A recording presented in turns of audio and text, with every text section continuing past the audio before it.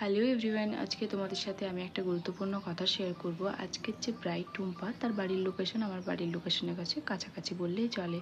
Basically আমার যে bridal বুকিংগুলো হয় আমার ফোন থেকেই হয়, ডেট কনফার্ম হয় আর অ্যাডভান্স করে ডেটটা বুকিং হয়ে যায়। কিন্তু এই ব্রাইড আমার বাড়িতে এসে বুকিং করার জন্য এসেছিলো, কিন্তু আমাকে তাকে না বলতে হয়েছে একটাই কারণ, তার বাজেট ছিল অনেকটা কম, 3,000 টাকা।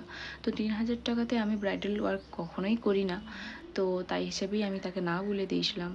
তারপরে দিন কোথাও না কোথাও মনে হচ্ছিল আমার যে কেন না বললাম। বাড়িতে বাবা মা দুজনেই বলছিল কেন না বললি।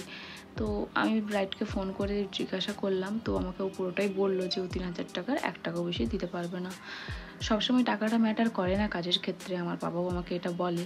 তো আমি ভাবলাম ঠিক আছে, আমি কাজটা করব। তো সেই হিসেবে আমার কাজটা করা। আমি ওর বাড়ি যেয়ে যখন যাই, এটা ওর বাড়ি না, ওর বাড়ি আলাদা, ওখানে আমি সাজাইনি, এটা একটা পাশের একজনের বাড়িতে আমি ওকে সাজিয়েছি। যে 3,000 টাকাটাও যে ও আমাকে দিচ্ছে সেটাও অনেকটা বেশি ওর কাছে, ঠিক আছে। তো সবসময় টাকাটা ম্যাটার না, আর যে কাজের ক্ষেত্রে কখনো কখনো আমাদেরকে এইভাবেও পাশে থাকতে হয়, কিছু কিছু মানুষের পাশে। তো ওর ছিল নর্মাল মেকআপ, কিন্তু আমি ওকে ভালোবেসে একটা ওয়াটারপ্রুফ মেকআপের লুক দিয়েছি।